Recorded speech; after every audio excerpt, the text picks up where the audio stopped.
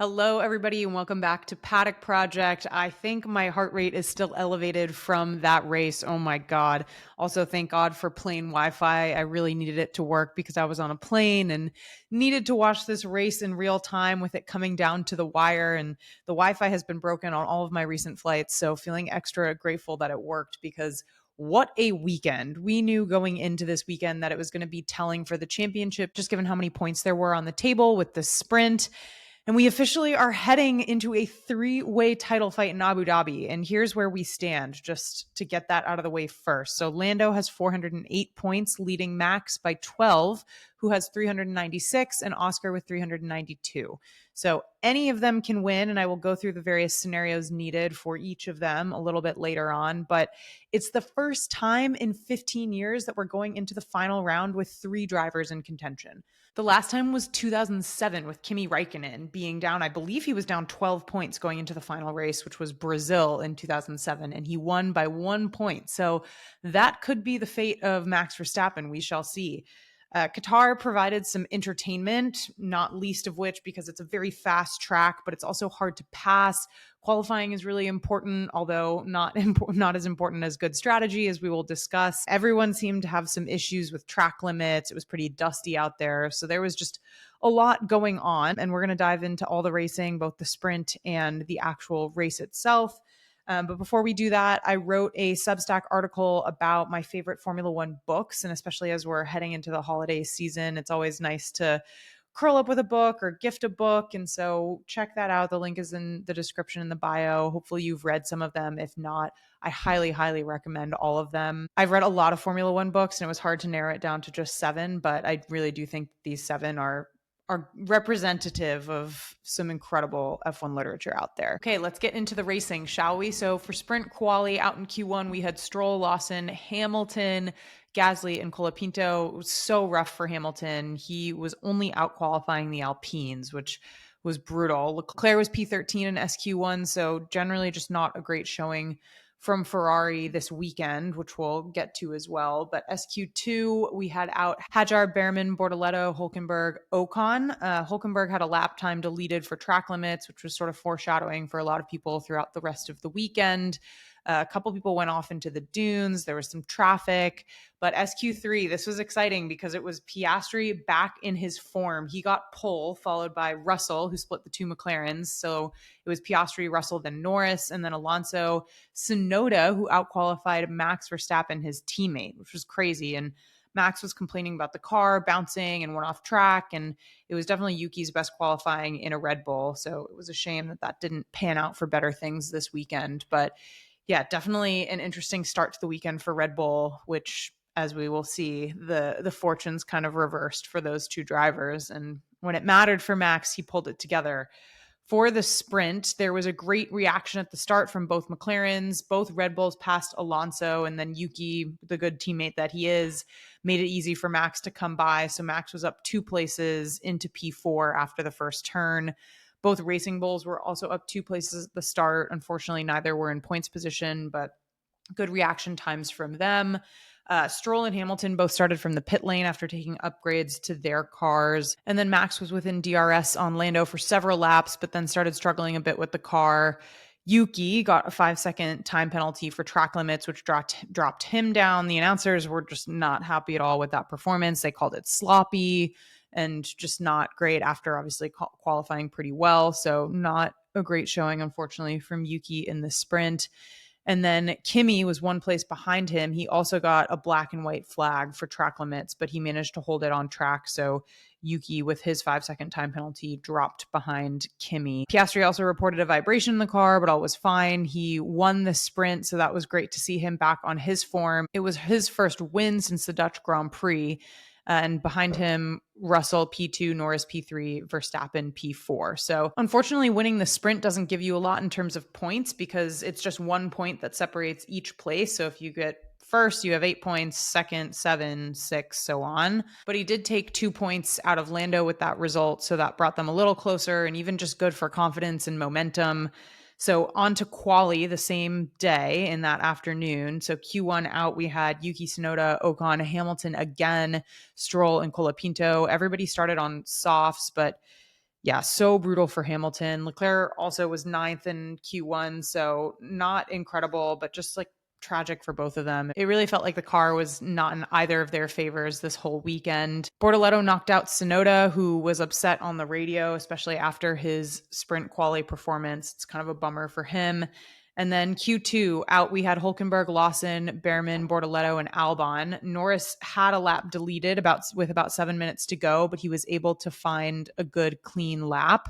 But it was so dusty that Russell was like asking for a visor change for Q3. It was also a close call for Leclerc, who finished ninth. And then a big highlight was another Q3 for Gasly, who was just so stoked on the radio. It's his 10th Q3 for him this season. So he's probably one of the drivers we expect to see up there a little bit more often, but just given the car he's in, it's definitely a feat for him to get to Q3.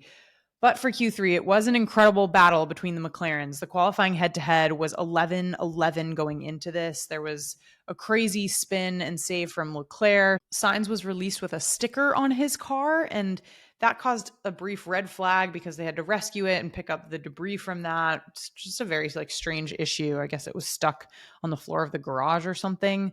Lando unfortunately had to back out of his last flying lap, which opened the door for Piastri, who had an insane last lap, which got him pole, followed by Lando Norris, then Verstappen, Russell, and Antonelli. So for the race, there's a lot to discuss. The crucial thing about this race was that there was a 25 lap limit for tires that was imposed, quote unquote, artificially by Pirelli and the FIA. This effectively forced a two-stop race, which is where things got a little tricky, especially for McLaren. So it was a great start from Max, who passed Lando immediately on turn one. Apparently the right of the grid wasn't great, so that affected Lando, that affected Hadjar, that affected some others. So I guess starting on the left was a better place to start. But regardless, Max had an amazing start, passed Lando on turn one.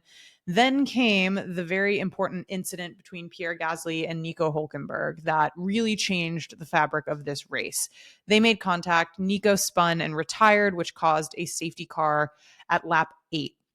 Critically, because it was lap 8, given the 57 lap race, this was perfect timing for teams to get one stop out of the way, basically for free, because the next two sets of tires could go 25 laps each and stay under the limit until the race finished. So under a safety car, you get a much shorter pit stop. And so usually it is beneficial to you to pit under the safety car if you need new tires, or crucially in this case, if you need to satisfy an artificial two-stop limit. The McLarens were 1 and 2. It was Oscar, then Norris. So they had the privilege, or as we found out later, the curse of being the first to make a decision. They decided to keep both drivers out, while behind them, almost every single team brought both drivers in. It was literally just the McLarens and Esteban Ocon who didn't stop. And crucially, Max Verstappen dove in as well. He was the first to dive in because he was running third. It wasn't even a fast stop. It was 4.1 seconds with all the pit lane traffic. They had to hold him for a little bit. And I think the McLarens must have just known immediately that they had royally messed that one up and were just probably praying for another safety car, which never came.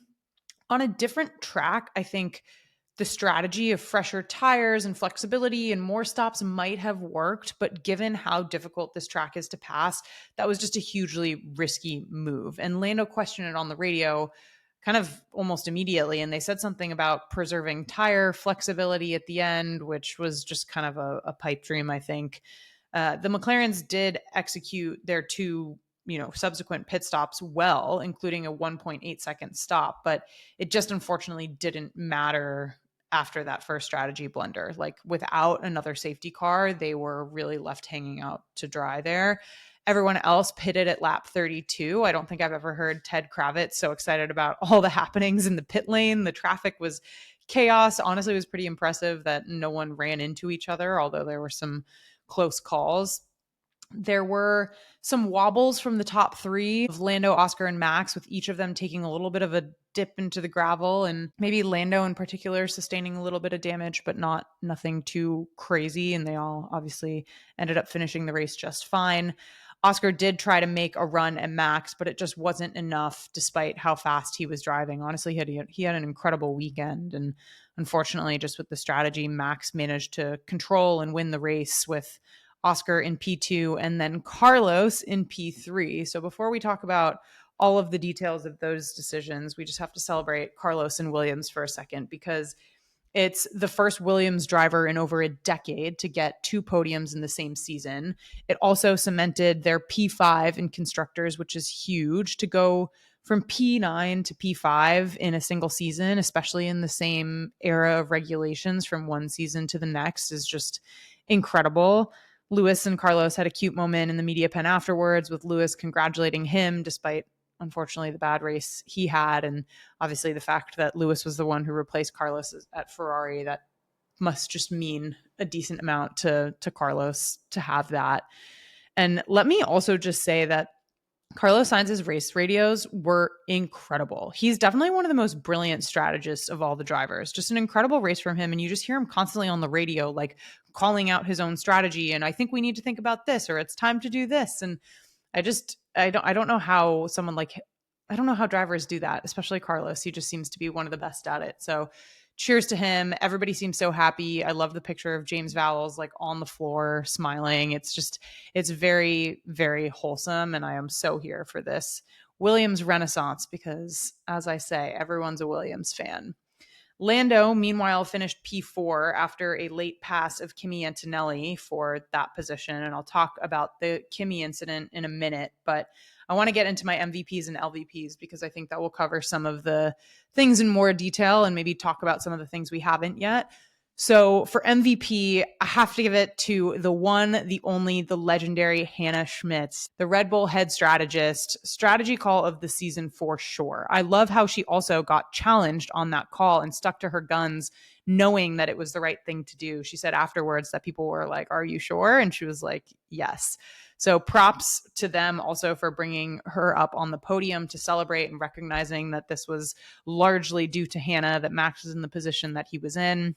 And of course, Max drove an incredible race as well. Well-deserved driver of the day. He seems to just hook it up whenever he absolutely needs to. And going from a 104-point gap at the Dutch Grand Prix to now being just 12 points behind Lando Norris for the lead is just crazy. Heading into Abu Dhabi, we're just in for such a treat. But yeah, got to give it to Hannah Schmitz and the strategy call there, because as fast and as great as Max is, I feel like it would have been hard to have won that race without that call and without the McLarens having done the opposite. So go Hannah.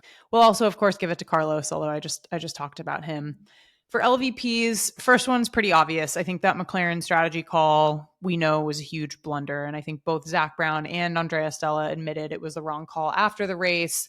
So it's good that there's at least some accountability there. I think that's better than just being like, oh, we'll review as a team and try to do better next time. I'm glad they took some accountability, but you have to wonder why they didn't pit. Was it because they didn't want to be seen as favoring one driver over the other, and double stacking would have potentially disadvantaged Lando, and then they didn't want to make that decision or tilt the scale in that way? Or did they not think others were going to come in and so didn't see what a big blunder it would be until Max went in himself? Like, it's hard to know, but they also must have had this as a scenario pre-race that they talked about. Like, what happens if there's an early safety car and that allows us to get a free pit stop and knock one of ours out because it's lap 8? It was a perfectly timed safety car for that opportunity. So you think as a team, they must have talked about that strategy. And the fact that Lando was questioning on the radio makes me think that, like, maybe they didn't talk about it. Maybe they didn't think about it as a strategy. I don't know. There are a million permutations in a Formula One race. You can't cover all of them, but you'd have to think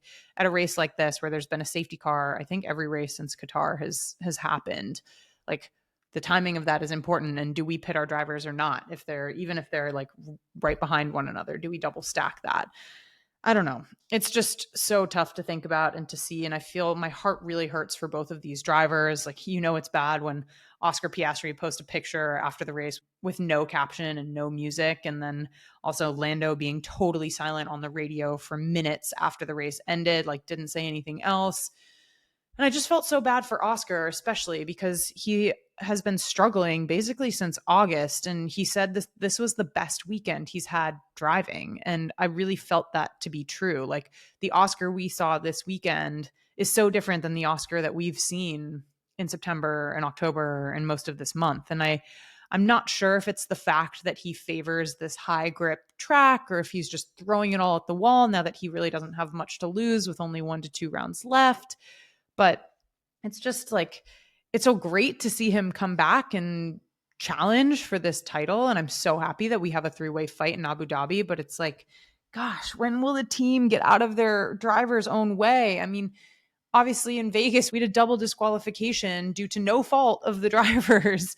And then this, I mean, I guess the most silver lining way you could look at this is at least it's happening to both drivers. Like, at least it's happening to both and they're not like playing favorites. But I also think a lot of people are like, play favorites at this point. You're going to lose this drivers championship to Max Verstappen. Now, I don't think that they should play favorites necessarily. I just think this is so tough. And at least they both are still in it. Like, it would be horrible if this blunder happened and then Oscar Piastri was out of the championship fight. Like, that would just be salt in the wounds. But obviously it's already a tall order for Oscar to win this championship in Abu Dhabi. It's certainly possible, and I will go through again those permutations, but it's definitely a tall order with Max now taking the P2 championship lead.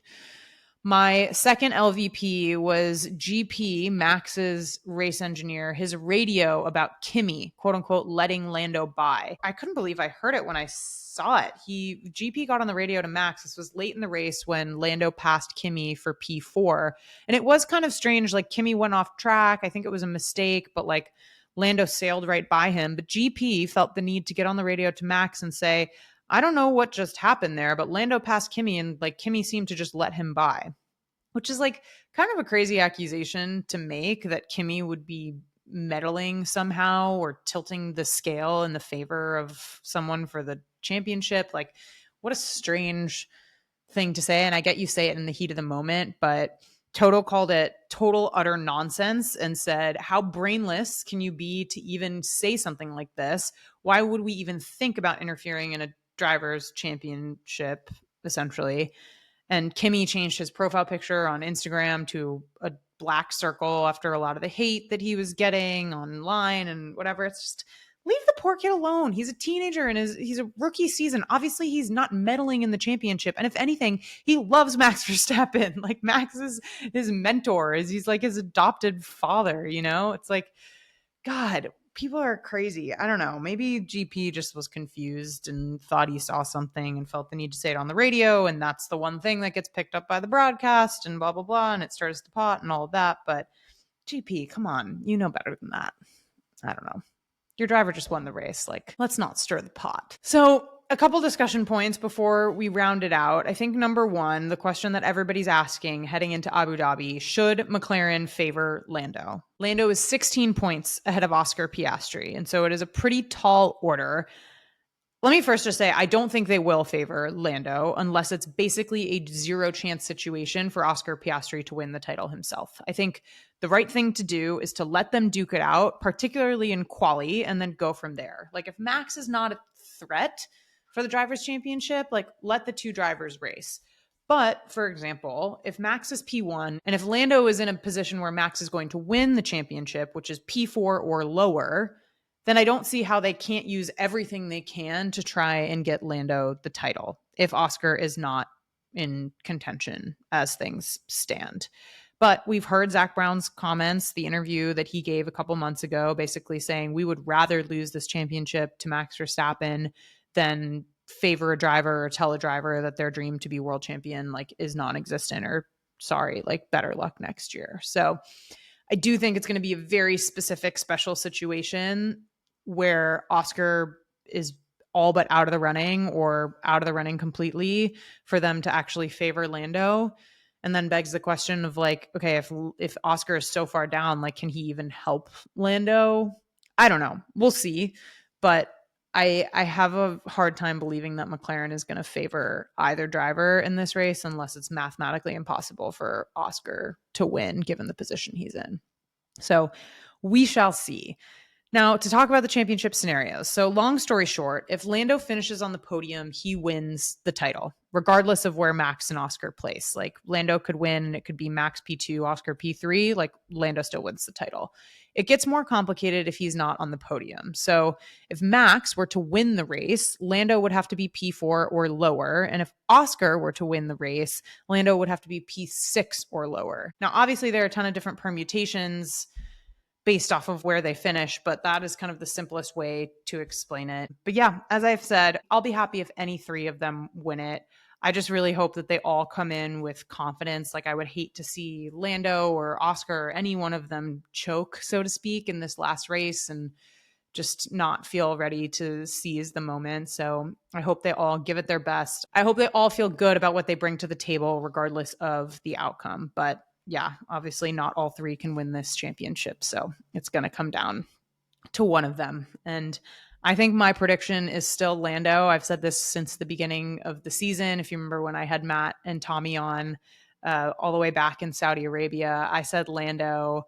I think Matt said Oscar and maybe Tommy said Max or something like that. So I think we had these three, but I think it's still Lando's to lose. Lando not finishing on podium, like something would have to go pretty wrong based off of the momentum and the performance he's had. So we'll see. But like I said, I'll be happy if any of them win. So for the standings, Lando Norris 408, Max Verstappen 396, Oscar Piastri 392, George Russell 309, Charles Leclerc 230, Lewis Hamilton 152, Kimi Antonelli 150, Alex Albon 73, Carlos Sainz 64, and Isaac Hadjar 51. That's your top 10. For constructors, McLaren 800, Mercedes 459, Red Bull 426, Ferrari 382, Williams 137. They have cemented that P5. Racing Bulls 92, Aston Martin 80, Haas 73, Kick Sauber 68, and Alpine 22.